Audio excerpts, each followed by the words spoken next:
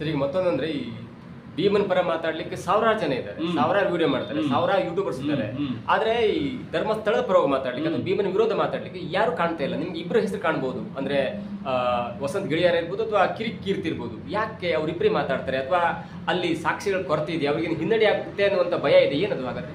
Sir, ಇಲ್ಲಿ ನೀವ್ ಹೇಳ್ದಂಗೆ ಯೂಟ್ಯೂಬ್ ಜನ ಈ ತರ ಎಲ್ಲ ಜಾಸ್ತಿ ಯಾಕೆ ಮಾತಾಡ್ತಿದ್ದಾರೆ, ಇವ್ರು ಯಾಕೆ ಕಮ್ಮಿ ಮಾತಾಡ್ತಿದ್ದಾರೆ ಅನ್ನೋ ವಿಚಾರಕ್ಕೆ ನಾನು ಬರೋದಾದ್ರೆ, ನಾನು ಅಬ್ಸರ್ವ್ ಮಾಡ್ದಂಗೆ ಹೇಳ್ತಾ ಇರೋದು, ಜನಕ್ಕೆ ಏನಾಗಿದೆ ಅಂದ್ರೆ, ಇವ್ರು ಯಾವಾಗ ಈ ಧರ್ಮಸ್ಥಳದ ವಿಚಾರದಲ್ಲಿ ಕೋರ್ಟ್ಗೆ ಹೋಗೋದು, ಸ್ಟೇ ತಗೊಂಡ್ಬರೋದು, ಇಂಥ ವಿಚಾರಗಳು ಸ್ಪ್ರೆಡ್ ಆಗಕ್ಕೆ ಶುರು ಮಾಡ್ತು, ಜನಕ್ಕೆ ಆಟೋಮೆಟಿಕ್ಲಿ ಅವರೇನೆ ಅನುಮಾನನ ಸೃಷ್ಟಿ ಮಾಡ್ಬಿಟ್ರು.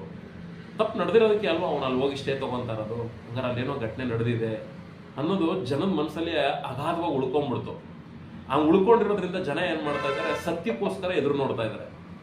ಅಲ್ಲಿ ನಡೆದಿರುವಂತಹ ಅನ್ಯಾಯಕ್ಕೆ ನ್ಯಾಯ ಸಿಗುತ್ತೆ ಅಂತ ಜನ ನೋಡ್ತಾ ಇದ್ದಾರೆ, ಅದಷ್ಟೇ ಜನ. ಹಂಗಾಗಿ ಜನ ಸಪೋರ್ಟ್ ಈ ಕಡೆ ಇದೆ. ಇಲ್ಲಿರೋರು ಏನ್ ಮಾಡ್ತಾ ಇದ್ದಾರೆ, ಇವ್ರಿಗೂ ಸತ್ಯಾಂಶ ಗೊತ್ತಿದೆ. ಇಲ್ಲಿರೋಂತ ಒಂದು ವರ್ಗ ದೇವ್ರನ್ನೂ ಕೂಡ ಬೆರಳು ಮಾಡಿ ತೋರಿಸ್ತಿಲ್ಲ, ಆ ಒಂದು ಸ್ಥಳಕ್ಕೂ ಕೂಡ ಕಳಂಕ ತರುವಂತ ಕೆಲಸ ಮಾಡ್ತಿಲ್ಲ. ಆದ್ರೆ ಆ ಉದ್ದೇಶಕ್ಕೆ ಮಾಡ್ತಾ ಇದಾರೆ ಅಂತ ಇವ್ರೇನ್ ಮಾತಾಡ್ತಿದಾರಲ್ಲ, ಈ ಕಂಟೆಂಟ್ ಜನಕ್ಕೆ ಇಷ್ಟ ಆಗ್ತಾ ಇಲ್ಲ. ಇವ್ರು ಹೇಳ್ತಿರೋ ಕಂಟೆಂಟ್ ಜನಕ್ಕೆ ಇಷ್ಟ ಆಗ್ತಾ ಇಲ್ಲ. ಜನಕ್ಕೆ ಏನ್ ಅನ್ನಿಸ್ತಾ ಇದೆ ಅಂದ್ರೆ, ಓ ಹೌದಲ್ಲ, ಇವ್ರು ಹೇಳ್ತಾ ಇರೋದು ಇವ್ರು ಪರ ವಹಿಸ್ಕೊಳ್ಳೋ ಅಂತ ರೀತಿಲಿದೆ, ನಮ್ಮ ಮೈಂಡ್ ತಕ್ಕಂತೆ ಇವ್ರ ಆಲೋಚನೆ ಇಲ್ಲ. ಹಂಗಿದ್ಮೇಲೆ ಇವರು ಅವ್ರನ್ನ ಸೇವ್ ಮಾಡೋದಕ್ಕೋಸ್ಕರ ಇದ್ದಾರೆ ಅನ್ನೋ ಒಂದು ಮನೋಭಾವ ಇವ್ರು ಬಂದ್ಬಿಟ್ಟಿದೆ, ಜನಕ್ಕೆ ಬಂದ್ಬಿಟ್ಟಿದೆ. ಹಂಗಾಗಿ ಇಲ್ಲಿ ಯೂಟ್ಯೂಬರ್ಸ್ಗಳು ಯಾಕೆ ಜಾಸ್ತಿ ಇದಾರೆ, ಜನ ಯಾಕೆ ಇದಕ್ಕೆ ಜಾಸ್ತಿ ಒತ್ತು ಕೊಡ್ತಾ ಇದಾರೆ ಅಂದ್ರೆ, ಸತ್ಯ ಇಲ್ಲಿ ಇರ್ಬೋದು, ಆಸೆಗೆ ಬರಲಿ ಅಂತ.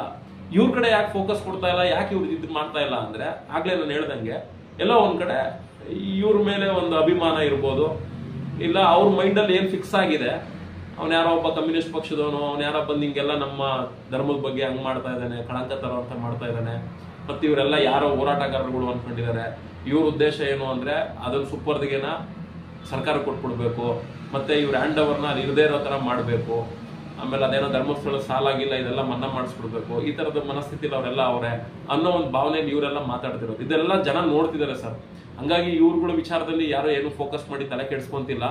ಹಂಗಾಗಿ ಜನ ಜಾಸ್ತಿ ಸತ್ಯ ನ್ಯಾಯ ಇಲ್ಲಿ ಸಿಗಬೇಕು, ಅಲ್ಲಿ ಅಂಟಿರುವಂತ ಕಳಂಕ, ಆ ಧರ್ಮ ಅನ್ನೋ ಒಂದು ಹೆಸರಿಗೆ ಅಂಟಿರುವಂತ ಕಳಂಕ ಅಳಿಸೋಗ್ಬೇಕು ಅಂತ ಜನ ನೋಡ್ತಾ ಇದ್ದಾರೆ. ಹಂಗಾಗಿ ಕ್ರೌಡ್ ಜಾಸ್ತಿ ಇದೆ. ಈ